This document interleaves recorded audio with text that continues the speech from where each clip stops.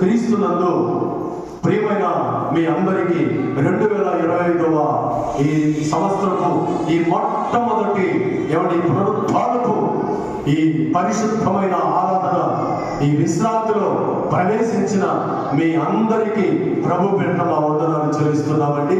ప్రియమైన దేవుని బిడ్డలారా, మరి ఈ సమయంలో దేవుని యొక్క వాక్యంలో నుంచి 1వ రాజుల గ్రంథంలో నుంచి 8వ అధ్యాయము 56వ వచనంలో 1వ రాజుల గ్రంథము 8వ అధ్యాయము 56వ వచనంలో ఈ మాట రాయబడినట్టు చూడండి.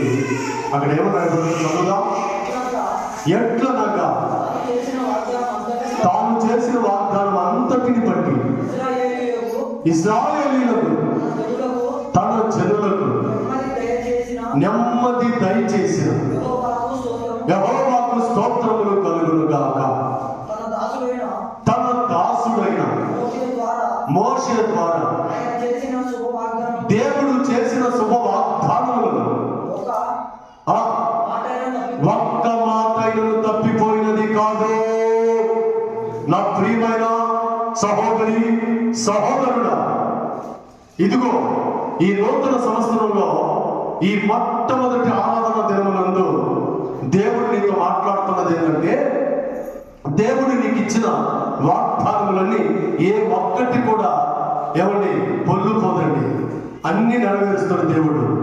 అయితే ఆ వాగ్దానాలు ఎవరి ద్వారా దేవుడు ఇస్తున్నాడంటే తన దాసుల ద్వారా, దైవజనుల ద్వారా, పాస్టర్స్ ద్వారా, దైవ సేవకుల ద్వారా నీకు ఆ శుభ వాగ్దానాలను దేవుడు ఇస్తున్నాడు. అయితే నీకు ఇచ్చిన శుభ వాగ్దానాలన్నీ కూడా నెరవేర్చాలంటే ఈ 2025వ సంవత్సరం అంతా కూడా నీకు ఇచ్చిన శుభ వాగ్దానాలన్నీ కూడా నెరవేర్చబడాలంటే నువ్వు ఎలా ఉండాలంటే, ఒకటి దేవుడు చెప్పిన దేవుడి మాట శ్రద్ధగా వినాలి. ద్వితీయోపదేశకాండము 28వ అధ్యాయం, ద్వితీయోపదేశకాండం 28వ అధ్యాయం మొదటి వచనం నుంచి చదివితే,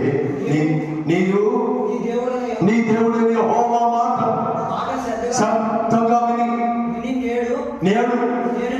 నేను నీకు ఆజ్ఞాపించుచున్న ఆయన ఆజ్ఞలన్నిటినీ అనుసరించి నడుచుకుని నీవు నీ దేవుడైన యెహోవా